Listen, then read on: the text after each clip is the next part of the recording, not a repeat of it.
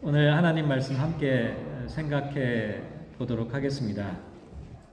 혹시 기억하시나요? 지난주에 우리가 생각했던 말씀의 주제가 눈물에 관한 것이었습니다. 눈물을 닦아주시는 주님. 이게 눈물을 닦아준다는 이야기가 그냥 슬퍼하는 사람을 위로해준다라는 정도가 아닙니다. 인간은 눈물을 흘리는 존재, 다시 말씀드리면 불완전한 존재, 결핍된 존재라는 것이죠. 그런데 그 눈물을 닦아준다는 것은 그 불완전과 결핍을 치유하신다는 뜻이 있습니다. 결국 눈물을 닦아주는 것은 우리로 하여금 새로운 존재가 되게 하는 건데요. 그게 어찌 보면 부활의 사건이라고 할 수가 있습니다.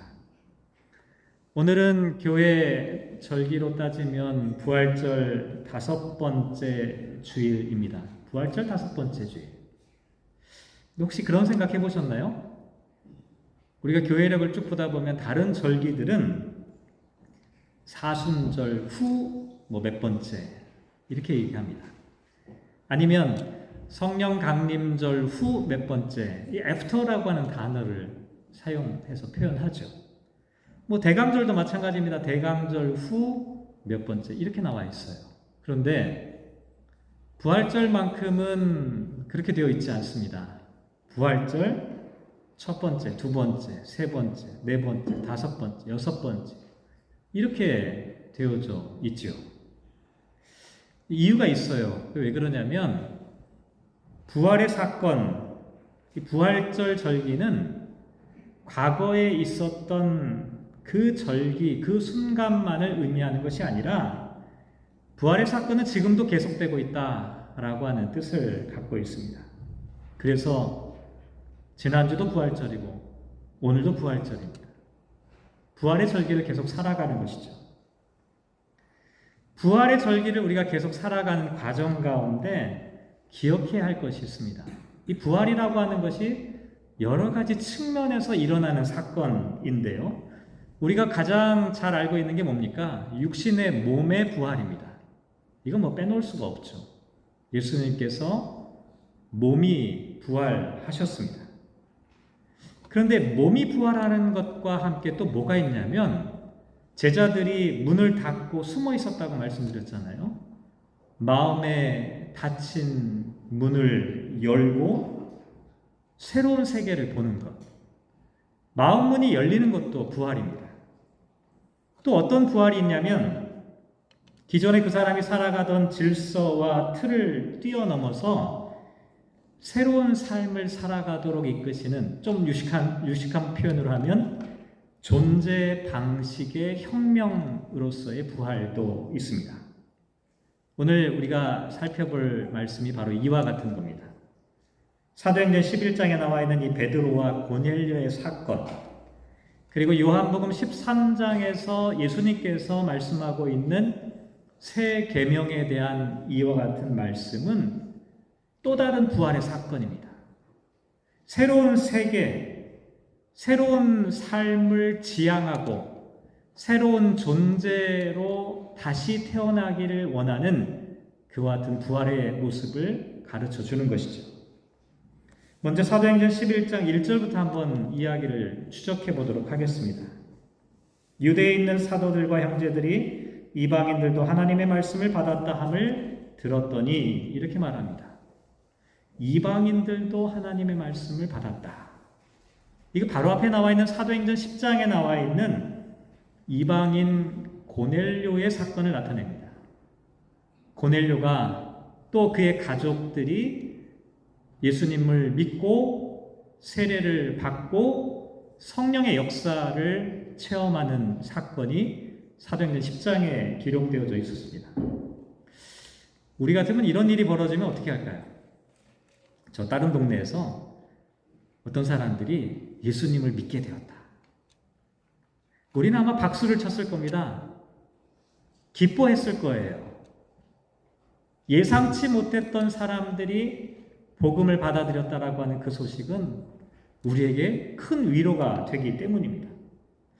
그런데 분위기가 심상치 않습니다. 사도행전 11장 2절 말씀에 보면 베드로가 예루살렘에 올라갔을 때에 할례자들이 비난하였다 이렇게 말합니다. 아마도 이 사도 베드로가 이방인 고넬료에게 복음을 전했던 이 사건을 보고하기 위해서 예루살렘 교회에 방문했던 것으로 보입니다. 이 자리에서 보고를 했던 거예요. 이방인 고넬료와 그의 가족들이 예수를 믿었습니다. 세례를 받았습니다. 성령 체험을 했습니다. 그랬더니 사람들이 베드로를 정죄하기 시작했습니다. 이 비난이란 단어가 이 정죄라는 뜻입니다. 단순히 그냥 저 사람 좀 이래 이 정도가 아니라는 거예요. 아주 심각한 정죄, 비난, 극단적으로 표현하면 단죄하는 것을 나타냅니다. 왜 그랬을까요? 그 다음에 이유가 나와 있어요. 3절에 보면 베드로가 무할례자의 집에 들어가 함께 먹었기 때문입니다. 두 가지 문제를 지적하고 있어요. 하나는 뭐냐면 무할례자의 집에 들어간 거고요. 두 번째는 그들과 함께 식사를 한 게 문제였습니다. 지금 우리들에게는 이게 뭐가 문제가 되겠습니까? 그렇지 않아요? 어디 가서 식사를 하든 그게 무슨 문제가 되겠어요? 하지만 당시 유대인 기독교인들에게는 이건 충격적인 사건이었습니다. 왜냐하면 베드로의 행동은 율법의 순결 규정을 깨뜨리고 민족의 정체성을 훼손하여 결국 신앙적 자부심을 위협하는, 한마디로 말하면 반신앙적, 반민족적 행위로 여겨졌기 때문입니다. 그래서 사람들이 베드로를 정죄, 비난, 단죄했던 것이죠. 근데 사실 베드로의 입장에서 보면 좀 억울한 게 있어요. 왜냐하면 베드로가 똑같은 사람이었거든요. 똑같은 생각을 하고 있던 사람이었는데 어떤 사건을 경험하게 된 겁니다. 그 사건이 뭐냐? 5절에 보면 큰 보자기 같은 그릇이 하늘에서 내려왔어요. 근데 그 안에 뭐가 있었냐면 6절에 보면 4발 가진 것과 들짐승과 기는 것과 공중에 나는 것들이 그 안에 들어 있었습니다. 또 7절에 보면 일어나 잡아 먹으라 라고 하는 하늘의 음성이 들렸습니다. 그때 베드로가 이렇게 대답합니다. 8절에 보면 주님 그럴 수 없나이다. 속되거나 깨끗하지 아니한 것은 결코 내 입에 들어간 일이 없나이다. 하늘에서 보자기가 딱 내려오는데 그 안에 뭐가 담겨 있었던 거예요. 그게 뭘까요? 구체적으로 정확하게 언급하고 있지 않기 때문에 우리가 뭔지는 잘 모르겠지만 아마도 추정컨대 레위기 11장과 신명기 14장에서 기록하고 있는 정결하지 못한 짐승들이 아니었을까. 예를 들면 낙타나 사반이나 토끼나 돼지나 지느러미와 비늘이 없는 그와 같은 물고기들, 독수리, 솔개, 매, 부엉이, 까마귀, 박쥐, 타조, 뭐 이런 것들이 아마 그 보자기 안에 담겨져 있었던 것으로 생각이 됩니다. 그런데 이걸 잡아먹으라는 거예요. 이걸 잡아먹으라는 하늘의 명령이 들려오는 것은 베드로는 받아들일 수가 없었습니다. 용납할 수가 없었어요. 왜냐하면 베드로는 지금까지 유대의 정결 예식을 철저하게 지키는 사람이었기 때문이었죠. 자, 그런데요, 이게 한 번만 있었던 일이라면 아마 대충 꿈이나 그냥 그럴 수도 있겠지 아마 이렇게 생각하고 지나갔을지도 모릅니다. 그런데 똑같은 환상을 베드로는 3번 반복해서 경험하게 되었습니다. 똑같은 장면을 3번 봤다는 거예요. 그리고 난 다음에 어떤 일이 벌어지냐면 문 밖에서 문을 두드리는 소리가 들리는 겁니다. 이방인 고넬료가 보낸 사람들이었죠. 이 순간 베드로가 무릎을 탁 치게 됩니다. 그 사람들이 와서 자기에게 말하는 이 자초지종을 들으면서 자기가 3번 경험했던 이 환상, 이 꿈의 의미가 무엇인지를 깨닫게 되었던 것이죠. 베드로는 지금까지 어떻게 살았습니까? 이방인들을 부정한 사람들이다 이렇게 생각하면서 살았습니다. 그런데 하나님께서 이렇게 말씀하시는 겁니다. 9절 말씀에 보면 하나님이 깨끗하게 하신 것을 네가 속되다고 하지 말라. 하나님께서 깨끗하게 하신 것을 네가 깨끗하지 않다라고 정죄하지 말라는 것입니다. 사실 이 사건은 베드로가 혼자서 묵상하고 명상하고 수도 생활을 하다가 깨달은 그런 사건을 나타내는 것이 아닙니다. 베드로도 처음에는 그런 생각을 하지 않았던 사람입니다. 다시 말씀드리면 이 사건의 주인공은 베드로가 아니라는 겁니다. 베드로도 당한 사건이었어요. 그래서 17절 말씀에 보면 베드로가 뭐라고 말하냐면 내가 누구이기에 하나님을 능히 맡겠느냐. 내가 어떻게 하나님을 거역할 수 있겠느냐. 내가 어떻게 하나님께 저항할 수 있겠느냐. 나도 어쩔 수 없이 그런 생각을 하게 되었다. 내가 하려고 했던 일이 아니다. 하나님께서 시키신 일이다 라고 베드로가 대답하였다는 것이죠. 이게 오늘 본문에 나와 있는 이야기의 줄거리인데요. 근데 흥미로운 사실이 하나 더 있습니다. 그게 뭐냐면 사도행전을 읽어나가다 보면 똑같은 이야기를 반복하는 경우가 있습니다. 이게 다른 성경에는 이런 얘기가 없어요. 물론 마태복음에 나와 있는 사건이 마가복음에 똑같이 기록되어 있는 경우는 있습니다. 그런데 같은 책 안에, 사도행전이라고 하는 같은 책 안에 똑같은 이야기를 반복해서 기록하는 이와 같은 일은 없는 거예요. 그런데 사도행전에 보면 사도행전 10장과 11장이 똑같은 내용이 반복됩니다. 조금 전에 말씀드린 내용이에요. 근데 이것만이 아니에요. 사도행전 9장, 22장, 26장에도 보면 똑같은 내용이 3번이나 반복이 되고 있죠.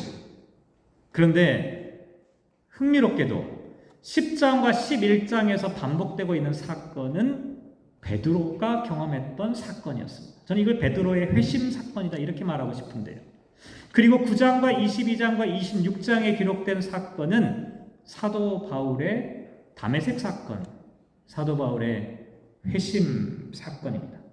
결국 이렇게 보면 사도행전에는 무려 5번에 걸쳐서 똑같은 이야기가 반복되고 있는 것이죠. 똑같은 주제로 되어 있는 회심이라고 하는 이 사건을 5번씩이나 사도행전이 강조하고 있는 이유는 사도행전의 전체 주제가 바로 회심이기 때문입니다. 회심하는 거예요. 여러분 어떻게 생각하십니까? 회심은 말 그대로 마음을 바꾸는 겁니다. 마음을 돌이키는 거예요. 마음을 돌이킨다라고 하는 이 표현 한번 잘 생각해 보시기 바랍니다. 우리는 이 회심이라고 하는 단어를 주로 개종이라는 단어로 많이 표현하는데 회심은 훨씬 더 넓은 의미를 갖고 있습니다. 사도 바울은 회심하기 전에도 하나님을 믿고 있었던 사람이었습니다. 사도 바울이 하나님 안 믿다가 하나님 믿게 된 게 아니에요. 사도 바울 하나님 믿는 사람이었습니다. 그런데 차이가 있었어요. 예수님을 믿는 사람들을 박해했어요. 왜냐하면 이들이 예수님을 믿는 것은 하나님을 믿는 것을 거부하는 것이다라고 믿었기 때문입니다.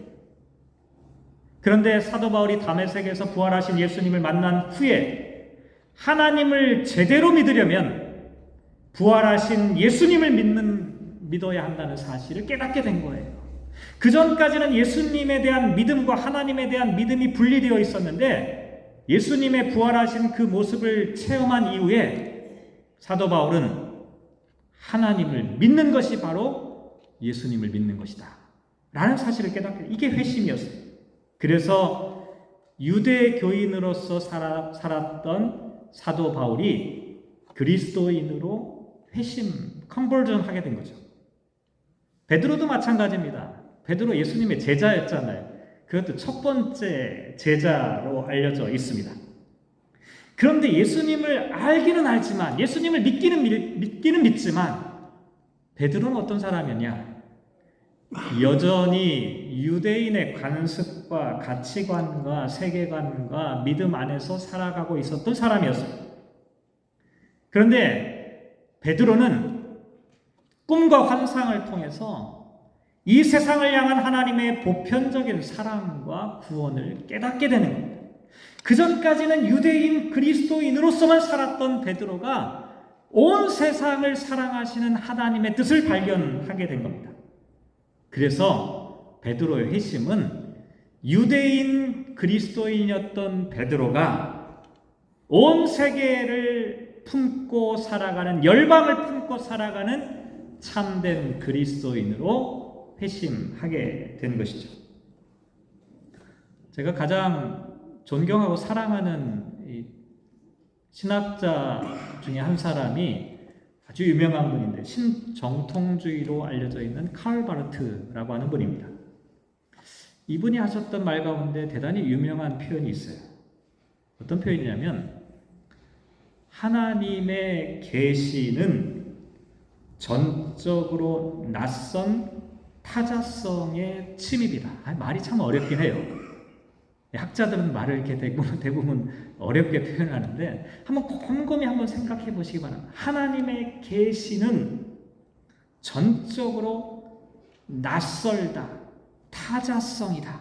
그것이 나에게 침입해 들어오는 것이다. 하나님의 말씀은 낯설다는 겁니다. 왜 그럴까요? 우리에게 익숙한 문화와 관습을 초월하기 때문에 그렇습니다. 뿐만 아니라 때로는 우리에게 익숙한 이와 같은 생각들을 깨뜨려 버립니다. 공격합니다. 하나님의 계시는 전적으로 낯선 타자성이 우리에게 공격해 오는 그 장면이다라고 말하고 있습니다. 또 이런 말도 했어요. 하나님은 초월적으로 개입하시는 겁니다. 이 초월적으로 개입하신다. 이걸 다른 표현으로 얘기하면 충격적인 개입이라는 뜻입니다. 한번 생각해 보시기 바랍니다. 만약에 하나님께서 충격적으로 베드로에게 개입하지 않으셨다면 베드로의 생각 안 바뀌었을 거예요. 그렇지 않나요? 베드로가 여태까지 살았던 삶의 경험이 있는데 그냥 쭉 그대로 살지요. 그런데 지금 베드로에게 하나님께서 충격적으로 개입하신 겁니다. 충격적인 사건을 지금 불어넣으신 거예요. 그러니까 베드로의 생각을 바꾸지 않을 수가 없었던 겁니다. 하나님은 이런 분이라는 거예요. 하나님은 저와 여러분에게 초월적으로 충격적인 사건으로 개입해 오신다는 것이죠. 우리가 부활 신앙을 믿는다라고 이렇게 말하면 흔히 사람들은 내가 부활 신앙을 믿습니다. 이 종교적인 신앙 고백이라고 생각합니다. 맞습니다.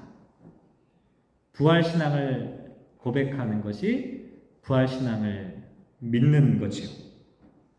그런데 이 부활 신앙을 믿는다라고 하는 것은 몸의 부활뿐만 아니라 마음이 부활되어져야 하는 것도 있습니다. 다시 말씀드리면 생각과 가치관과 믿음과 태도가 새롭게 변화되어 새롭게 태어나는 것을 부활신앙의 연장선으로 생각해 볼 수 있다는 것이죠. 베드로가 지금 이런 경험을 하는 겁니다. 지금까지 자기가 살던 데 있었어요. 살아왔던 방식이 있었어요. 살아왔던 가치관이 있었습니다. 살아왔던 삶의 태도가 있어요. 근데 이게 바뀌는 겁니다. 새로워지는 거예요. 이전과는 전혀 다른 방식으로 생각하기 시작하는 거예요. 이전에 갖고 있던 가치관과 문화가 사라져버리고 새로운 가치관과 문화로 바뀌게 되는 거예요. 베드로는 이와 같은 부활을 지금 경험하고 있는 겁니다. 그런데요, 사람의 생각이나 가치관이 바뀐다고 해서 다 그것이 부활 체험이다 이렇게 말할 수는 없어요. 중요한 건 뭐냐면 이 방향성입니다. 어떤 방향으로 가고 있느냐. 저와 여러분의 생각과 가치관과 세계관이 새롭게 바뀌는 것이 부활신앙이 되려면 중요한 방향성을 가져야 되는데 그 방향성을 요한복음 13장에서 우리에게 가르쳐주고 있습니다. 요한복음 13장은 예수님의 고별 설교입니다. 고별 설교예요. 마지막으로 예수님께서 제자들을 다 불러 모으시고 우리가 잘 알고 있는 최후의 만찬을 베푸셨어요. 또 예수님은 수건을 허리에다가 두르시고 한 사람 한 사람씩 제자들의 발을 씻겨 주셨죠. 그러면서 예수님께서 이 말씀도 하셨어요. 가룟 유다가 우리 중에 누구 하나가 나를 배신할 것이다 라고 하는 말씀도 하셨어요. 그러면서 마지막에 주신 말씀이 34절과 35절 말씀입니다. 새 계명을 너희에게 주노니 서로 사랑하라. 내가 너희를 사랑한 것 같이 너희도 서로 사랑하라. 너희가 서로 사랑하면 이로써 모든 사람이 너희가 내 제자인 줄 알리라. 이 이야기를 처음 들었던 제자들은 어떤 생각을 했을까요? 서로 사랑하라. 새 계명을 준다. 아마 어떤 제자들은 의문을 표현했을지도 모릅니다. 이게 새 계명이라고? 레위기 19장 18절에 보면 내 이웃 사랑하기를 내 자신과 같이 사랑하라. 이미 구약 성경에 다 기록되어 있는데 왜 예수님께서 이것을 새 계명이라고 말씀하시는 것일까? 예수님의 계명은 옛날 계명이죠. 그런데 예수님께서 이것을 새 계명이라고 말씀하신 까닭이 있습니다. 그건 뭐냐면 예수님이 말씀하시는 이 계명은 유대인들이 과거에 지키고 있던 그 계명과는 다르기 때문에 새 계명이라고 말씀하신 겁니다. 유대인들은 이웃사랑의 계명을 이렇게 이해했습니다. 유대인들이 유대인들 안에서 유대인들끼리 사랑하는 것이다. 이것이 이웃사랑이다라고 생각했던 겁니다. 하지만 예수님은 그게 아니라 새 계명을 준다라고 말씀하는 겁니다. 내가 너희를 사랑한 것 같이 너희도 서로 사랑하라. 조금 전에도 말씀드렸죠. 지금 예수님이 이 말씀하시는 이 컨텍스트가 어떤 상황이었냐면 예수님을 배신하고 부인할 자들이 그 자리에 함께 앉아있는 상황이었습니다. 식탁에 그 사람이 앉아있는 상황이었어요. 예수님이 모르는 게 아니었어요. 배신할 자가 그 자리에 있음을 알면서도 예수님은 발을 씻어주셨습니다. 비열하게 배신하는 그 사람 앞에서 식탁을 함께 나누셨어요. 무슨 얘기일까요? 예수님께서는 자신을 부정할 줄 알면서도 그 사람을 품어주신 겁니다. 자신을 배신할 사람을 오히려 발을 씻겨주시고 그 사람을 안아주신 겁니다. 뿐만 아니라 자신을 온전히 십자가에 내어 죽기까지 하셨죠. 예수님은 이것이 새 계명이다라고 말씀하는 겁니다. 조건 없는 사랑, 배제하지 않는 사랑, 차별하지 않는 사랑, 오늘 설교 본문에 나와 있는 제목처럼 경계를 뛰어넘는 사랑. 예수님께서 지금 새 계명을 주시는 겁니다. 내가 너희를 사랑한 것 같이 너희도 경계를 뛰어넘는 사랑, 한계를 극복하는 사랑, 차별이 없는 사랑, 배제하지 않는 사랑을 하라. 독일의 신학자 윌겐 몰트만이라고 하는 분이 유명한 희망의 신학이라고 하는 책으로 전 세계 그리스도인들에게 아주 깊은 인상을 남겼던 분인데, 이 몰트만이라고 하는 신학자가 했던 그 주제가 희망입니다. 희망. 근데 희망을 이렇게 말합니다. 희망은 부활의 사랑으로 현실을 끌어안고 그것을 변혁하려는 참여적인 행위. 예수님의 부활은 미래로부터 온 자유의 사건이며 이 자유는 사랑의 관계 안에서 구체화된다. 제가 볼 때 놀라운 통찰이라고 생각이 되는데, 예수님의 부활의 사건을 한마디로 사랑의 사건. 근데 이 사랑이 단지 감정적으로 그냥 필링을 느끼는 게 아니라 미래로부터 온 사랑.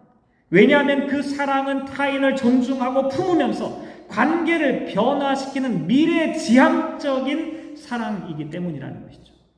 부활의 사건은 저와 여러분을 그렇게 그 사랑으로 이끌어가고 있다는 겁니다. 새로운 관계로 우리를 이끌어가기에 부활은 미래적인 사건이다라고 몰트만은 이야기했던 것이죠. 근데 우리가 어떻게 이와 같은 새 계명의 사람이 될 수 있을까? 이게 사실은 숙제입니다. 그렇잖아요. 저와 여러분이 예수님 말씀하신 대로 새 계명의 사람이 되어야 하는데 어떻게 하면 이렇게 될 수 있을까? 사실 우리 중에는요, 예수님께서 하셨던 것과 같은 사랑을 실천할 수 있는 사람 혹시 계신가요? 이게 참 불가능한 일이에요. 없어요. 불가능해요. 안 돼요. 그런데도 예수님께서 우리에게 새 계명을 주셨습니다. 이거 왜 그러냐면 저와 여러분의 노력과 의지로 될 수 있는 것이 아님에도 불구하고 저와 여러분에게 새 계명을 주신 까닭은 이것은 인간의 사건이 아니라 하나님의 사건이라는 것을 나타냅니다. 다시 말씀드리면 예수님께서 부활하신 이 사건을 통해 우리도 부활에 참여하는 사람이 될 수 있다는 겁니다. 저와 여러분이 노력하면 되는 게 아니라 우리가 예수님의 부활에 함께 참여할 때 우리들의 세계관과 우리들의 생각과 우리들의 사고가 새롭게 변화될 수 있다는 것이죠. 조금 전에 베드로의 이야기 한번 계속해서 추적해보면 베드로가 지금 예루살렘에 있는 성도들에게 막 설명했다고 말씀드렸잖아요. 근데 그 성도들이 뭐라고 했습니까? 베드로를 막 비난했어요. 정죄했어요. 근데 베드로가 하는 이 설명을 쭉 듣고 난 다음에 사도행전 11장 18절 말씀에 보면 성도들이 이렇게 반응합니다. 그들이 이 말을 듣고 잠잠하여 하나님께 영광을 돌려 이르되 그러면 하나님께서 이방인에게도 생명 얻는 회개를 주셨도다. 놀라운 장면이 아닐 수가 없습니다. 처음에는 베드로를 향해서 날선 비판을 했던 사람들이었어요. 정죄하고 단죄하는 마음을 품고 있던 사람들이었는데 베드로의 이야기를 쭉 듣고 난 다음에 이 사람들이 오히려 이 사건을 통해 하나님께 영광을 올려드리고 그러면서 뭐라고 얘기하냐면 이방인에게도 하나님께서 생명 얻는 회개를 주셨구나, 그 사실을 인정하고 받아들이게 되었다는 겁니다. 이게 대단히 중요한 과정입니다. 하나님께서는 베드로의 생각과 가치관과 믿음의 태도가 다시 살아나게 하셨을 뿐만 아니라 베드로의 말을 듣고 다른 제자들과 성도들도 새로운 믿음과 가치관과 태도로 살아나게 하신 겁니다. 부활의 사건은 다른 사람에게도 새로운 생명의 사건으로 일어나고 있다는 것을 나타내는 의미를 갖고 있습니다. 우리도 마찬가지입니다. 우리가 어떤 사람들입니까? 우리 내면 한번 잘 살펴보십시오. 우리 안에는 편견이 있습니다. 우리 안에 선입견이 있지요. 미워하는 마음도 있어요. 사람들을 나누기 좋아합니다. 구분하는 거 좋아하지요. 네 편 내 편 나눠가지고 서로 싸우려고 하지요. 담을 세우기 좋아합니다. 장벽을 만들려고 하지요. 우리끼리 사랑한다고 하지만 울타리 밖에 있는 사람 사랑하지 않으려고 합니다. 그런데 부활하신 주님께서 찾아오시는 거예요. 부활하신 주님께서 찾아오셔서 담을 헐게 하시는 겁니다. 장벽을 뛰어넘게 하는 겁니다. 그러면서 우리에게 깨닫게 하시는 것이죠. 그들도 하나님의 백성이다. 이게 부활의 삶을 경험하는 겁니다. 설교를 마무리하도록 하겠습니다. 부활의 사람, 부활 신앙을 믿는 사람. 앞에서도 말씀드렸지만 부활의 증인이라고 하는 말은 예수님의 부활에 관한 이야기를 그냥 읊조리는 사람을 뜻하지 않습니다. 부활의 증인은 부활을 경험하는 겁니다. 부활을 경험하여서 변화된 모습으로 변화된 삶을 살아가는 겁니다. 우리가 이 시대에 경험해야 되는 부활은 사랑으로 경계를 뛰어넘는 사람이 되는 겁니다. 그저 교리를 고백하는 것만으로는 부족하다는 겁니다. 예수님처럼 베드로처럼 사도들과 초대교회 성도들처럼 경계를 뛰어넘어서 사랑을 감당해야 합니다. 그것이 새 계명이기 때문이죠. 베드로는 자신의 편견을 뛰어넘었습니다. 용기 있는 사람이었습니다. 부활하신 주님께서 부르셨을 때 응답했습니다. 자기 내면에 깊이 뿌리내리고 있는 민족적, 종교적 울타리를 해체하고 이방인들을 그 품으로 안은 거예요. 부활하신 주님의 권능이 베드로를 새로운 존재로 거듭나게 한 겁니다. 편견을 뛰어넘는 사람이 되게 하신 것이죠. 오늘 저와 여러분 어떻습니까? 여러분은 부활의 사람입니까? 부활의 증인들입니까? 작년에도 부활절이 있었고 올해도 부활절이 있지요. 우리는 그 시간을 지나면서 어떠한 변화를 이루어가고 있습니까? 신앙이 성숙해지는 것은 무엇입니까? 사랑의 영역이 점점 확장되는 겁니다. 작년에도 부활절이 있었지만 올해 우리가 또다시 부활절을 맞는다면 한 걸음이라도 조금이라도 우리들의 사랑의 영역이 확장된다면 우리의 사랑은 깊어지는 것이죠. 깊은 영성을 지니고 있는 것은 무엇입니까? 위대한 말을 하는 것입니까? 깊은 영성은 사랑의 깊이가 깊어지는 것이죠. 이기적인 사랑에서 이타적인 사랑으로 차별과 편견을 뛰어넘어서 환대와 포용으로 점점 나아가는 것입니다. 왜 그럴까요? 예수님은 유대인들만을, 아니 기독교인들만을 위해서 십자가에 죽으신 게 아니기 때문에 그래요. 예수님은 모든 사람들을 위해서 십자가에 죽으셨습니다. 예수님은 모든 사람들을 위해서 십자가에 죽으시고 부활하셨어요. 우리가 도저히 사랑할 수 없다고 포기했던 사람들을 위해서 예수님은 십자가에서 죽으셨고 또 다시 살아나셨습니다. 그러면서 말씀하시는 거예요. 내가 깨끗하게 하는 사람을 네가 속되다 하지 말라. 사랑하는 성도 여러분, 한 주간 동안 다시금 부활신앙을 소유한 사람으로 살아가시기를 바랍니다. 칼바르트 이야기 한 가지만 더 하고 설교를 마치겠는데요. 하나님의 계시는 인간의 불가능한 경계를 무너뜨리는 사건이다. 하나님의 말씀은, 하나님의 계시가 하나님의 말씀이니까 그 하나님의 말씀은 인간이 생각하기에 가능하지 않다, 불가능하다라고 하는 것을 깨뜨린답니다. 저와 여러분이 세운 차별과 미움과 증오와 한계와 경계, 바뀌지 않을 것 같은 견고한 그와 같은 것들을 하나님의 계시, 하나님의 말씀은 깨뜨린다는 거예요. 이 한 주간 동안 저와 여러분 가운데 하나님께서 찾아오셔서 저와 여러분의 경계와 한계를 깨뜨려서 조금이라도 확장되어 우리가 사랑으로 변화되어지는, 사랑의 부활의 사건의 증인으로 고백할 수 있는 저와 여러분 되시기를 주님의 이름으로 축복합니다. 기도하겠습니다.